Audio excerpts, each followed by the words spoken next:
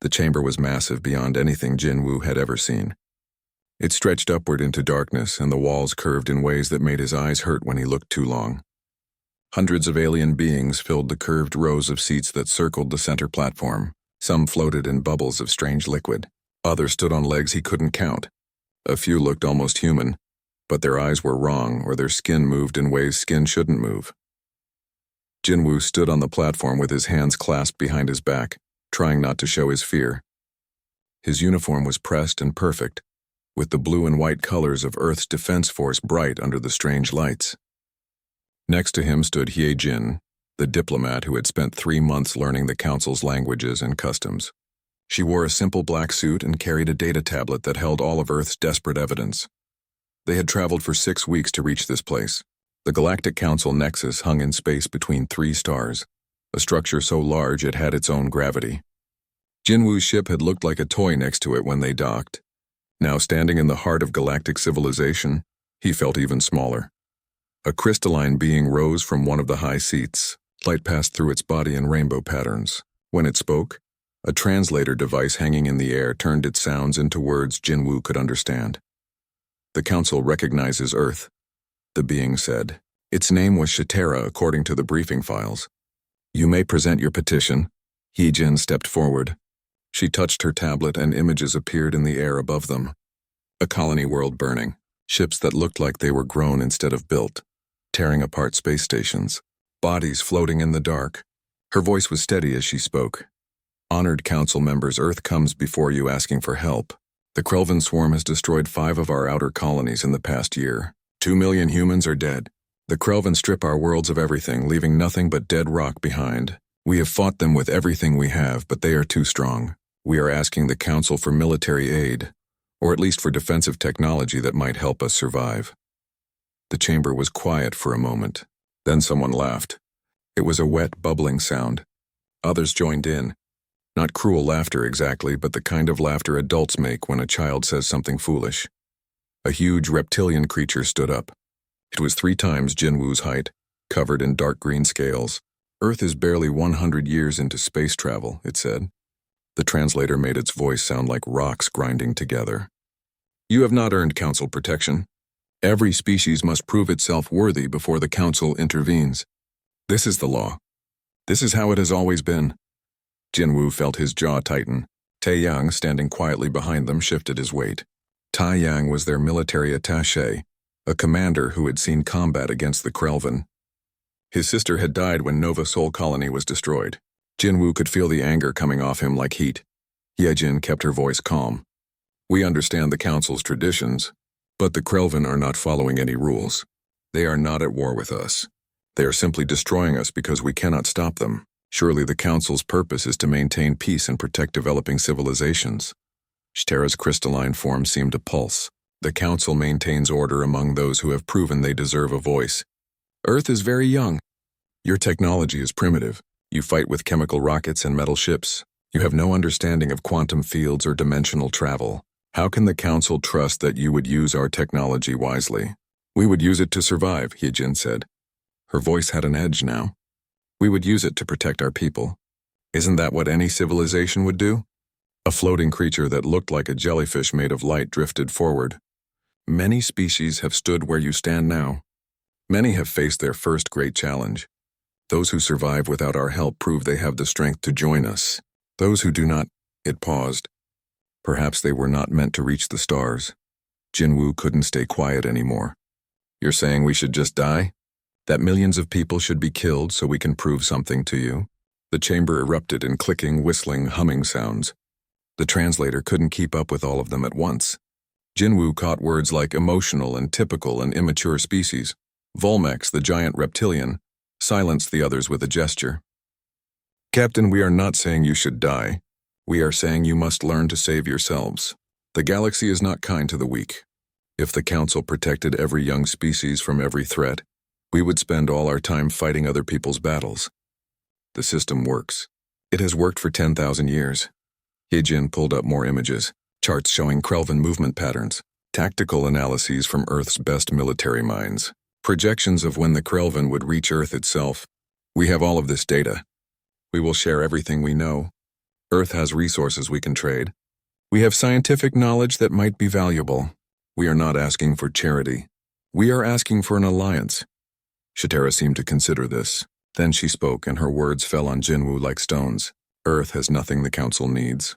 Your science is millennia behind ours.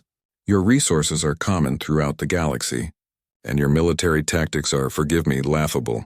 You fight wars the way our ancestors did before we learned better ways. No, Earth, the Council wishes you well, truly. But we will not intervene.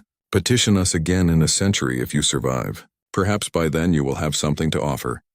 The words hung in the air. Around the chamber, Council members were already turning to talk among themselves about other matters. To them, Earth's problem was already forgotten. Just another young species facing the harsh reality of the galaxy.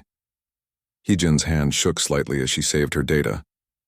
But when she spoke, her voice carried through the entire chamber. The people of Earth have a saying, never mistake patience for weakness. We came here hoping the great civilizations of the galaxy would help us. We see now that we were wrong to hope. We will remember this day, and if we survive, we will make sure others remember it too. Shatara's crystalline body flashed with colors Jinwoo couldn't name. Brave words from a dying species. The Council has made its decision. You are dismissed. Jinwoo, Heejin, and Taeyang walked out of the chamber together. Their footsteps echoed in the long corridor. None of them spoke until they reached their small ship docked at the edge of the station. Inside, with the doors sealed and the engines warming up, Taeyang finally broke the silence. They just left us to die. Yes, Hyejin said. She stared out at the massive station as they pulled away. They did. Jinwoo sat in the pilot's seat and entered the coordinates for Earth. It would be 6 weeks to get home. 6 weeks to figure out what to tell the billions of people waiting for hope. 6 weeks to plan what would come next. We're not going to die, he said quietly. I don't care what we have to do. We're going to survive this. Taeyang looked at him. How? You heard them. We're primitive. Our weapons are nothing compared to theirs or the Krelvins. Jinwoo's hands moved over the controls, and their ship jumped into the stream of faster-than-light travel. The Nexus disappeared behind them. Ahead lay only stars and darkness and Earth, waiting for news that help would not come. Then we fight primitive, Jinwoo said. We fight dirty. We fight in ways they can't imagine. Because that's what humans do when their backs are against the wall. We survive. The bunker was 3 kilometers below the surface of Earth, deep enough that even a direct nuclear strike wouldn't touch it. Admiral Dongha stood at the head of the long table, his face lit by the glow of display screens that covered every wall. Around him sat the most important people on Earth, military commanders, scientists, political leaders, all of them waiting to hear what Jinwoo had brought back from the Council. Jinwoo stood and told them everything. He didn't soften the words. He didn't try to make it sound better than it was. The Council had laughed at them. The Council had refused. Earth was alone. When he finished, the room was silent. Then Prime Minister Sujin spoke. She was a small woman with gray hair and tired eyes. How long do we have? The Krelvin will reach our inner colonies in 6 months, Taeyang said. He pulled up a star map that showed the enemy's path like a red stain spreading across space. They'll reach Earth in 12 months, maybe 14 if we're lucky. We're not lucky, someone muttered. Admiral Dongha slammed his hand on the table. The sound made everyone jump. Enough, we knew this might happen. We hoped the Council would help, but we planned for this moment. We have options. Dangerous options. Extreme options. But we have them. He nodded to a man at the far end of the table. Dr. Hyun-sik stood slowly. He was thin and pale, like someone who spent too much time in laboratories and not enough time in sunlight. He carried a data chip that he inserted into the main display. I run the Prometheus division, Hyun-sik said. His voice was quiet but clear. We research things that scare people. Weapons that break treaties Earth signed back when we thought being civilized mattered more than surviving. I'm going to show you what we've built. The screens lit up with designs and test footage. Weapons that used gravity itself to crush ships. Swarms of tiny machines that could eat through metal and flesh. Biological agents tailored to attack specific alien biology. Nuclear charges designed not to explode, but to spray radioactive material across vast areas of space. These weapons are illegal under Council law, Hyun-sik continued. They're considered too brutal, too indiscriminate. The Council stopped using them thousands of years ago, but the Council isn't trying to kill us. The Krelvin are, and the Krelvin have never faced an enemy willing to use these methods. A general across the table shook his head. If we use these, we become monsters. We'll prove the council was right about us being primitive. We'll be living monsters, Tae Yang said sharply. Better that than noble corpses. Yi Jin had been quiet until now. She stood and faced the room. I want to propose something else. Not instead of the military option, but alongside it. The council refused to help us, but not all species in the galaxy are part of the council. There are smaller civilizations out there. Some of them are suffering from the Krelvin too, but they're too weak to matter to the council. If we can help them, if we can show them how to fight back, we could build our own alliance. With what? Someone asked. We just got told we have nothing valuable to offer. We have something they don't, Hye Jin said. We have desperation, and we have the willingness to do what others won't. Those smaller species have been playing by the council's rules, waiting for help that never comes. We can teach them to break those rules. Prime Minister Su Jin looked around the table. We're talking about changing everything. The way we fight. The way we interact with the galaxy. If we do this, there's no going back. Earth will be seen as dangerous, unpredictable. We might survive the Krelvin only to find ourselves isolated forever. We're already isolated, Jinwoo said. At least this way we're isolated and alive. Dongha brought up another display. This one showed Earth's shipyards, factories, and resource depots. We need to rebuild our entire fleet in 6 months. Not just new ships, but new designs. If we're going to fight the way Dr. Hyun-sik suggests, we need weapons platforms the galaxy has never seen. Fast ships. Cheap ships. Ships we can afford to lose because we'll be losing a lot of them. A woman near the middle of the table raised her hand. It was Mi Young, one of Earth's top engineers. Half of her face was covered in cybernetic implants that glowed faintly blue. I've been working on something. A neural interface that lets a pilot connect directly to a ship's systems. Response time drops by 90%. The problem is it's dangerous. The connection can overload a human brain. We've lost test pilots. I'll volunteer, Jinwoo said immediately. Mi Young looked at him. You might die. Not in battle, but just from using the interface. Then I'll die doing something useful instead of waiting for the Krelvin to kill me later. Dongha nodded. We need volunteers for a lot of things. Experimental weapons. Untested technology. Suicide missions. He paused. I won't order anyone to do this, but I need people willing to step forward. Around the table, hands went up. Not everyone. But enough. More than enough. The meeting continued for hours. They divided into teams. Military strategy. Weapons development. Diplomatic outreach. Resource allocation. Every person in that room took responsibility for a piece of Earth's survival. Tae Yang gathered the military commanders after the main meeting ended. He pulled up battle footage from human history. Ancient naval warfare. Guerrilla tactics from jungle wars. Submarine hunters from old Earth conflicts. The Council and the Krelvin expect everyone to fight the same way. Ship to ship. Energy weapons, shields, formations, we're going to throw all of that away. We're going to fight like our ancestors did. Ambush, hit and run. Make every shot count because we can't afford to waste anything. One of the younger officers looked confused. Sir, those tactics are thousands of years old. Surely they won't work against space combat. Tae Yang smiled, but there was no humor in it. They'll work because nobody expects them. The Council has spent so long being civilized that they forgot how to be savage. We're going to remind them. In another part of the bunker, Hyun-sik was already working with his research teams. They had 6 months to turn theoretical weapons into real ones. 6 months to test things that should take years. He knew some of his people wouldn't survive the process. Testing experimental weapons was dangerous, but every weapon they created might save thousands of lives later. Mi Young started selecting pilots for her neural interface program. She was honest with every one of them. This might kill you before you ever reach battle. Your brain might burn out. You might go insane from the connection. But if it works, you'll be able to fly better than anyone in the galaxy.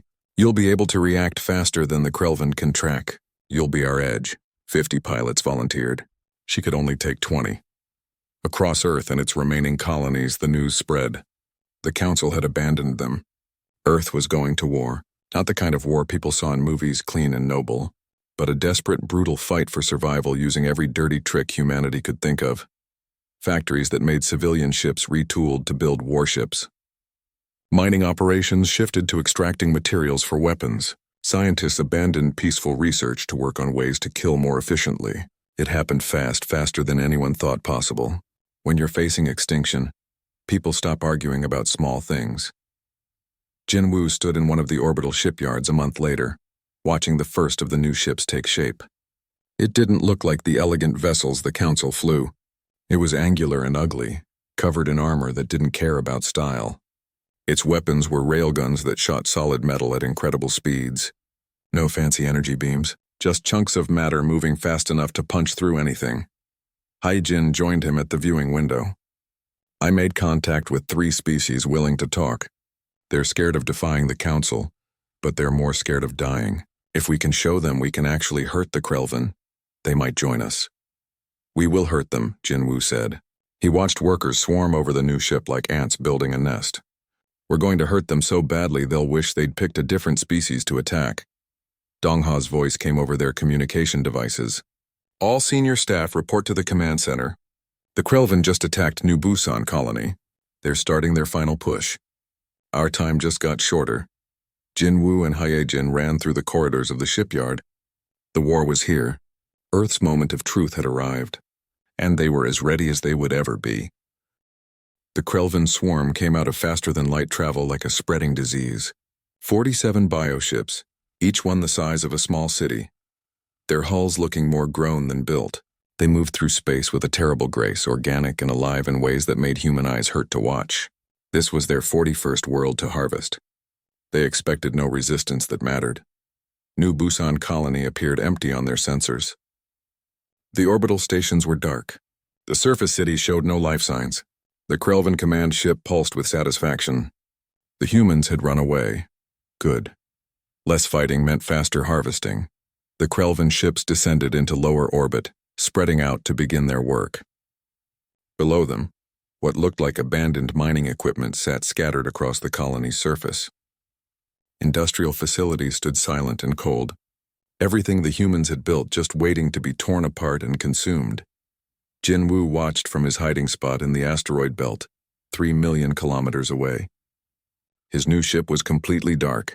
Every system powered down except for passive sensors. No heat signature.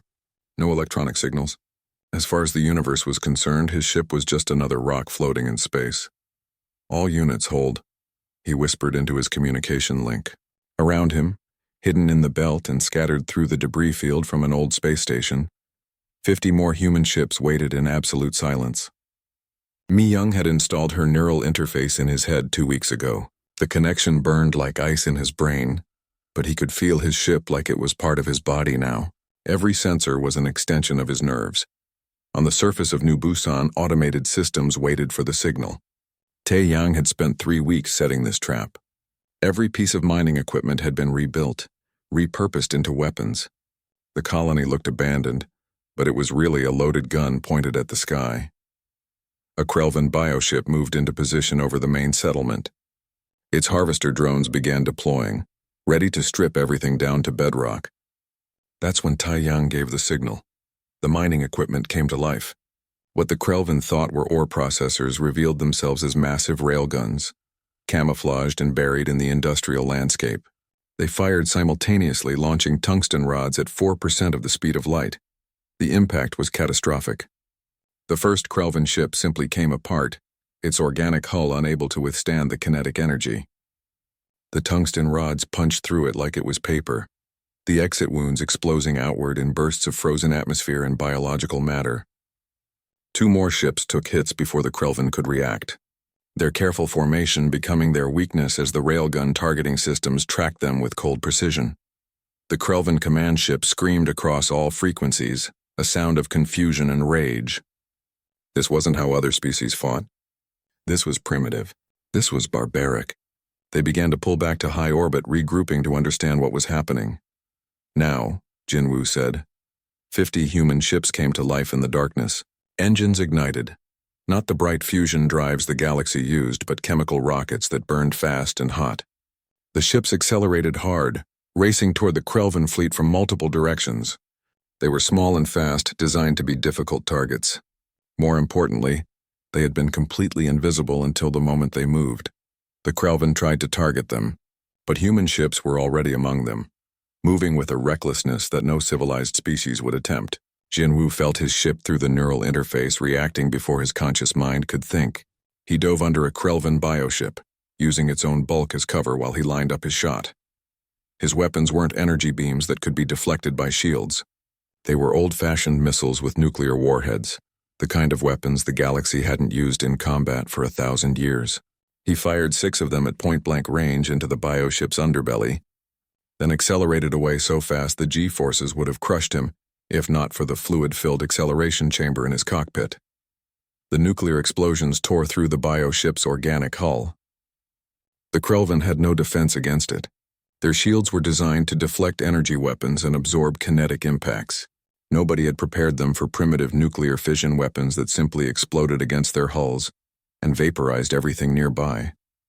Mi Young's voice came through the communication link, calm despite the chaos. Deploying Package Alpha. Her ship released a cloud of what looked like dust. Millions of microscopic machines, each one smaller than a grain of sand. They spread through the space between the Krelvan ships, carried by the solar wind and their own tiny propulsion systems. When they touched a Krelvan bioship, they burrowed through the organic hull and began their work. The nanomachines were programmed with one purpose: find the biological control systems that ran the Krelvan ships and rewrite them. The Krelvan relied on biotechnology, ships that were essentially alive and grown rather than built. They had never needed to defend against infection at the microscopic level. Their immune systems were designed for natural threats, not engineered ones. Within minutes, 3 more Krelvan ships began moving erratically. Their weapons fired randomly. Their navigation systems sent them spinning.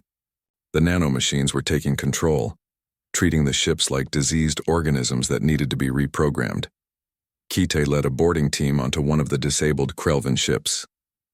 His team wore heavy armor and carried weapons that would have made the Galactic Council recoil in horror. Chemical explosives, incendiary rounds, biological agents designed specifically to attack Krelvan physiology. They moved through the organic corridors of the enemy ship, killing everything they encountered with an efficiency that had no mercy in it. The Krelvan inside the ship experienced something new: fear. They were a species that harvested worlds. They were predators, but now they were prey, hunted through their own ship by creatures that fought like demons. Kite's team broadcast psychological warfare directly into the ship's neural network. Sounds and images designed to trigger panic in Krelvan biology. Screaming, destruction, the death of everything they understood. The battle lasted 72 hours. When it ended, 16 Krelvan bioships were destroyed. 9 more were disabled, their crews dead or dying from biological agents. The remaining ships retreated, broadcasting emergency signals that carried a new message. Earth is death. Earth is the predator. Do not approach. Jinwoo's ship limped back to the rendezvous point with hull damage and failing systems. The neural interface had given him a splitting headache that wouldn't go away. But he was alive. Most of his pilots were alive, and the Krelvan had run.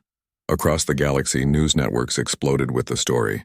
Every species monitored communication channels, and the Krelvan's emergency broadcasts couldn't be hidden. Earth, the primitive species that the Council had refused to help, had just defeated the Krelvan swarm using methods that horrified everyone watching. In the Galactic Council chamber, emergency sessions convened. The debate was fierce. Shtera, the crystalline Voriath representative, demanded that Earth be censured immediately. They used nuclear weapons. They deployed biological warfare. They have violated every convention of civilized combat. They are dangerous. Volmex, the massive reptilian, was more thoughtful. They won. Against an enemy that has destroyed 40 worlds, they won. Perhaps we should be asking how they did it rather than condemning them for succeeding where others failed. They succeeded by becoming barbarians, Shatera insisted. Is that what the Council wants to encourage? A return to the brutal wars of our ancient past? But other voices spoke up. Smaller species, ones that had lost colonies to the Krelvan and received the same dismissive response Earth had gotten. One representative, a being that looked like a collection of floating crystals, spoke quietly but clearly. Earth asked for help. We refused. They found a way to help themselves. Now we judge them for not dying quietly. The vote was called to formally condemn Earth's tactics. It failed. Barely, but it failed. The galaxy was divided. Some saw Earth as a necessary evil, others saw them as a dangerous threat. But everyone agreed on one thing: humanity had changed the rules. 3 small species sent secret messages to Earth within days of the battle. They had been suffering from Krelvan attacks for decades, too minor to matter to the Council. They wanted to know, could Earth teach them to fight back? Heejin read the messages and smiled. She forwarded them to Admiral Dongha with a note. Our alliance is beginning. On New Busan, Taiyang walked through the colony that had been saved. The railguns were destroyed now, burned out from firing. The surface was scarred from the battle. But the colony stood. The people who had evacuated could come home. Children would play in these streets again. Kaite found him standing at the memorial they were already building for the soldiers who died in the battle. It was ugly, Kaite said. Yes, Taeyang agreed. We fought like animals. Yes. And we won. Taeyang turned to look at his friend. We won. And now the galaxy knows that humans don't lose quietly. They're going to have to decide if that makes us monsters or if that makes us something they should have helped when they had the chance.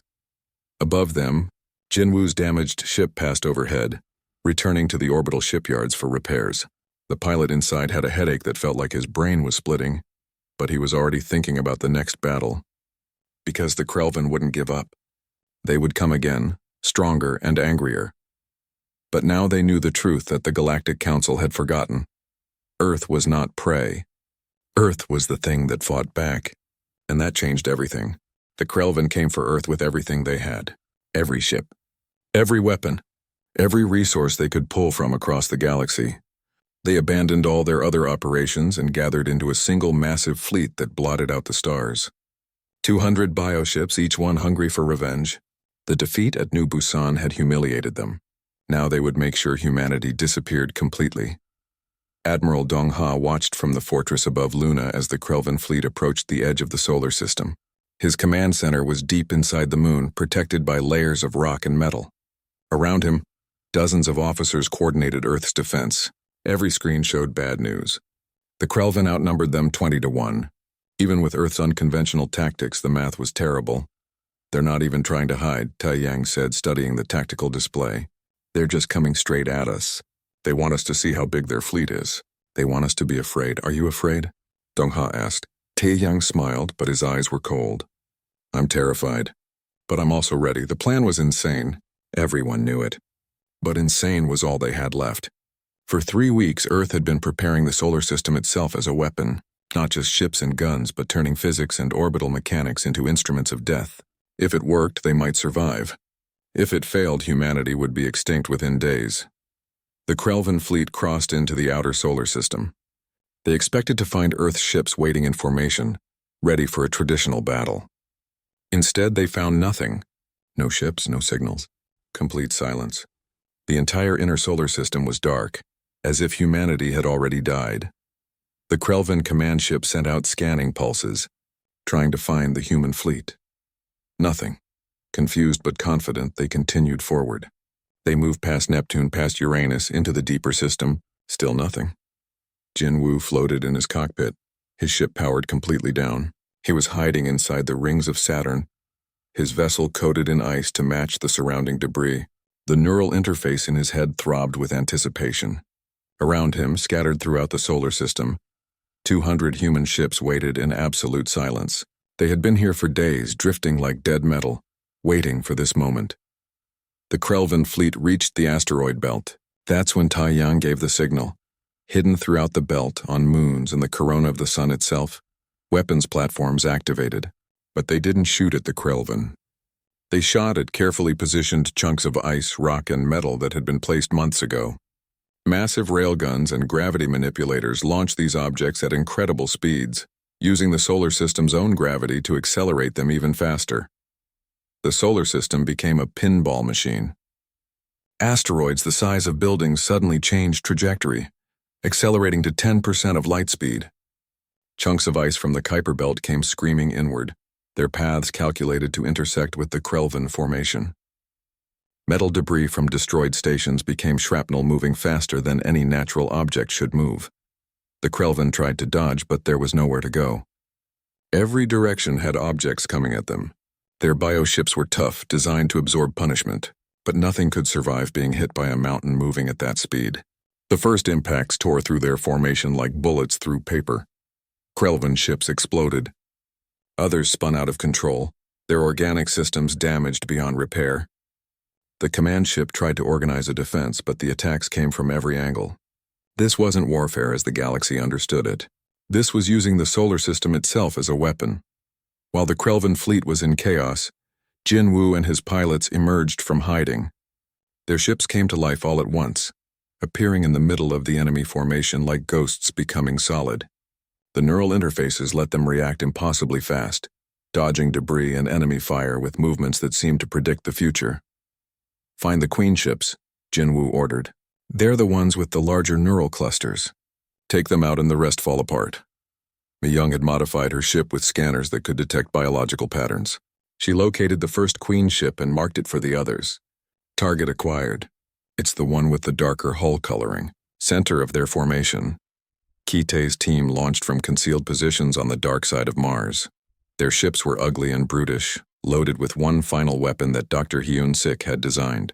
It was biological warfare on a scale that made even Earth's military leaders uncomfortable. A tailored virus that attacked Krelvan neural tissue specifically, designed to spread through their bioship's organic systems like wildfire. The approach was suicidal. They had to get close enough to the queen ships to deploy the virus directly. Close enough that the Krelvan could see them coming. Close enough that most of them wouldn't survive. Kaite's voice was calm on the communication channel. "This is what we trained for. Give them hell." His ship accelerated toward the nearest queen ship, weaving through enemy fire. 2 of his team died in the first 30 seconds. 3 more in the minute after that. But Kitae made it through. He fired his payload directly into the queen ship's hull, the viral capsules punching through the organic armor and releasing their contents inside. The effect was immediate. The queen ship began convulsing, its systems failing as the virus spread through its neural network. Worse, the virus was designed to be contagious. It spread to nearby ships through the communication links the Krelvan used, their own biological technology becoming the vector for their destruction. Kitae never saw the results. A Krelvan weapons platform caught his ship with a direct hit. His last transmission was a laugh. "Got you." 3 more teams delivered their payloads before the Krelvan realized what was happening. By then, it was too late. A quarter of their fleet was infected and the virus was spreading. The Krelvan had never faced biological warfare. They had never needed to. Their ship's immune systems were designed for natural diseases, not engineered plagues. The queen ships began dying. Without their coordination, the rest of the Krelvan fleet fell into disarray. Ships fired at random, some fled, others just drifted, their crews dead or dying from the virus. Jinwoo felt the neural interface burning in his head, overloading from the sustained connection. Blood ran from his nose, but he kept fighting, kept coordinating his pilots. They had lost so many. 40 ships destroyed, Kitae dead, hundreds of soldiers who would never go home. But the Krelvan were breaking. For the first time in their 1,000-year history, they were running. Their command ship broadcast a message across all frequencies. A simple statement that changed everything. Retreat. Earth is death. Do not return. The surviving Krelvan ships jumped to faster-than-light travel, fleeing the solar system in complete disorder. They left behind half their fleet as debris and infected ships. The harvest was over. The predators had become prey. Dong-ha sat in his command chair, watching the tactical display as the Krelvan disappeared from sensors. His hands shook. They had won. Humanity had survived. The cost had been terrible, but they had survived. Tae-yang stood beside him, tears running down his face. New Shanghai colony is gone. A dying Krelvan ship crashed into it. 40,000 people were still evacuating. The victory felt hollow. They had won the battle but lost so much. The solar system was littered with debris and bodies. Ships that would never fly again. Heroes who would never come home. 3 months later, Ye-jin stood once again in the Galactic Council chamber. But this time she wasn't alone. Behind her stood representatives from 8 other species. Small civilizations that Earth had helped using human tactics and human weapons. Species that had been suffering in silence while the Council ignored them. Ye-jin's voice was strong as she addressed the Council. Earth is establishing the Alliance of Free Worlds, a coalition of species who believe in defending ourselves rather than waiting for protection that never comes. We offer membership to any species willing to stand with us, and we make one thing clear. Any council species that interferes will face the same response the Krelvin did. The chamber erupted in chaos. Volmex demanded Earth be punished. Shtera called for sanctions and quarantine. But other voices spoke up too. Smaller council members who remembered being dismissed. Fringe species who saw Earth as a solution to their own problems. A vote was called.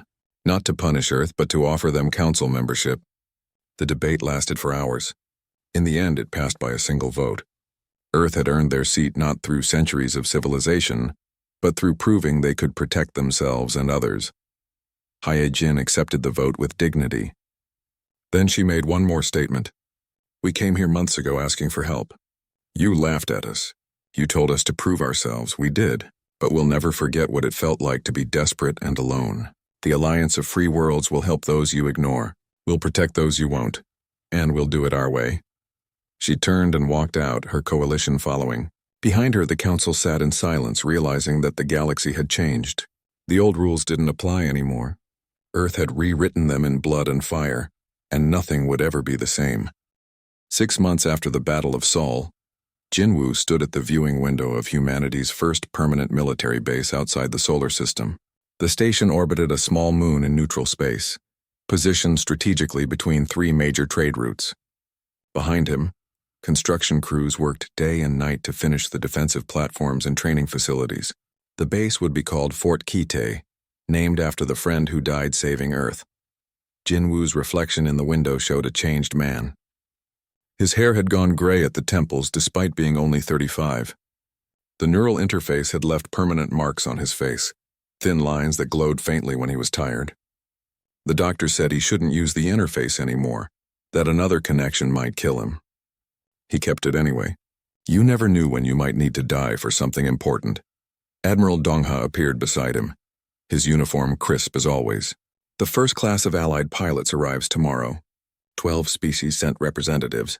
They want to learn how we fight. Do we teach them everything? Jinwu asked. The biological weapons? The suicide tactics? Dongha was quiet for a moment. We teach them how to survive. What they do with that knowledge is their choice. But we make sure they understand the cost. Kite and 40,000 others paid it. They need to know that winning isn't clean.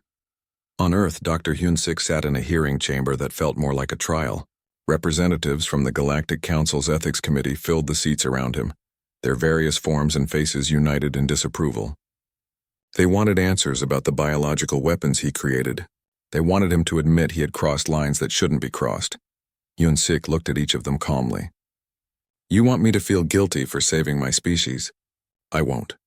You condemned us to die by your inaction. We did what we had to do. If that makes me a monster in your eyes, then I'm a monster who still has a home to go back to.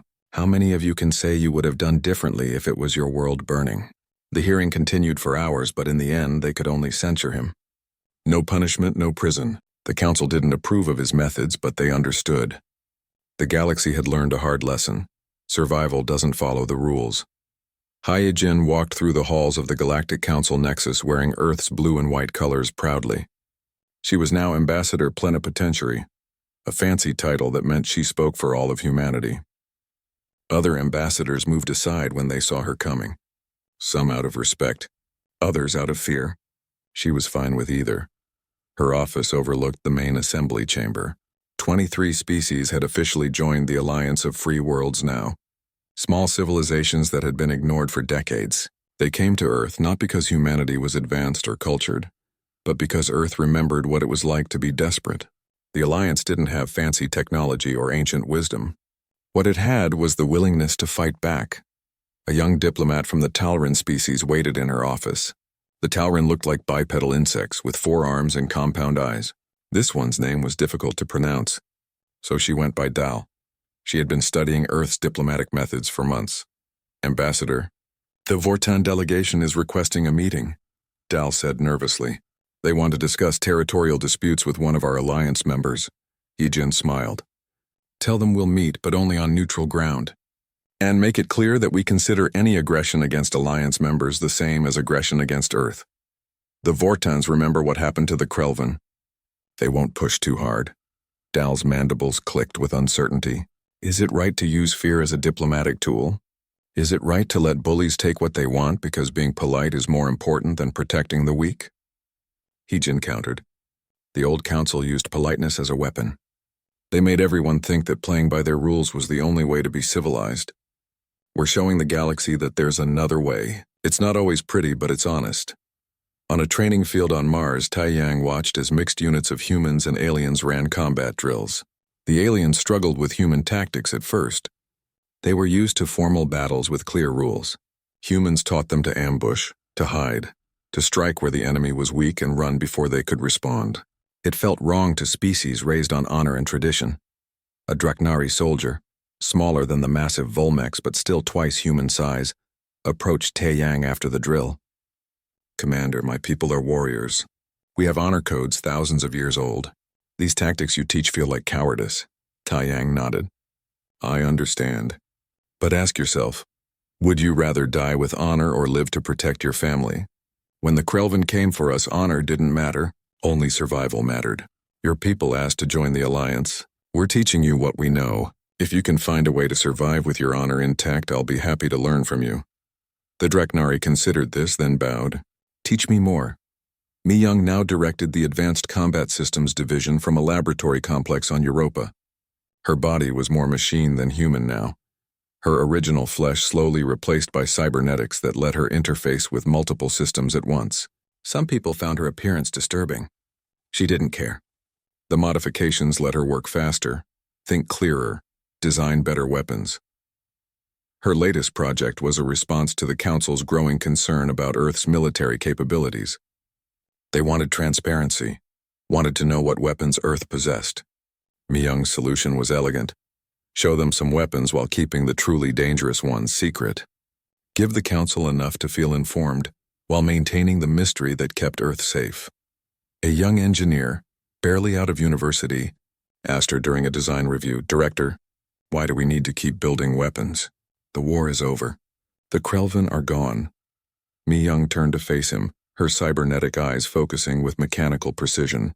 The Krelvan are one threat, but the galaxy is full of threats. The only reason the Council respects us now is because they fear us. The moment we stop being dangerous, we become victims again. We build weapons so we never have to use them. Understand? The engineer nodded, but Mi Young could see the doubt in his face. That was fine. Let the young ones question. Let them debate ethics and morality. Her generation had paid the price for Earth's survival.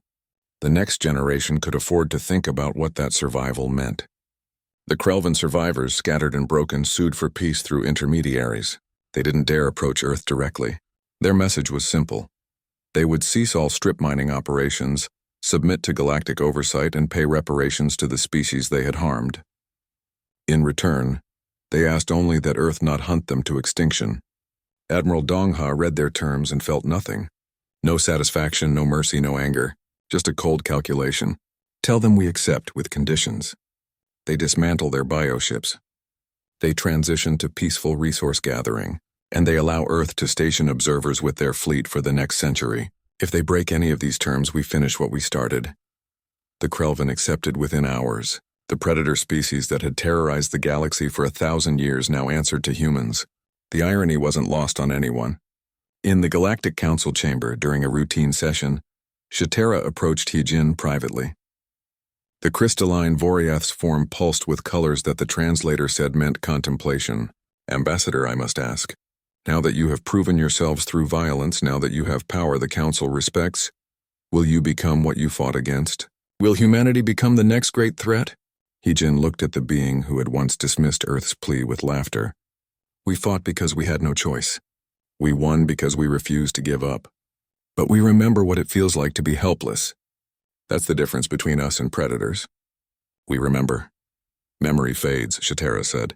In 1,000 years will your descendants remember? Or will they only remember the power? I don't know what happens in 1,000 years, Heejin admitted. But right now, today, we're helping species that need it. We're protecting those the Council ignores. We're building something better than what we found. If that changes, if we become the monsters you fear, then I hope someone has the courage to stop us the way we stopped the Krelvan. Months turned into years. The alliance of free worlds grew stronger. Earth's military became the training ground for species learning to defend themselves. The Council adapted, creating new classifications for membership that recognized different paths to civilization. The old hierarchy based on age and tradition began to crack, replaced by something more flexible and honest. Jinwoo stood once more at the viewing window of Fort Kite, now completed and fully operational. A young pilot from a species he didn't recognize approached him nervously. The alien was barely out of adolescence by human standards, its species one of the newest alliance members. "Admiral Jinwoo," the young pilot said through a translator. "My world was attacked last year. The Council said we were too primitive to help. Then we heard about Earth, about how you fought back.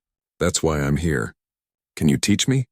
Jinwoo looked at the young alien and saw himself 3 years ago, standing before the Council, desperate and alone.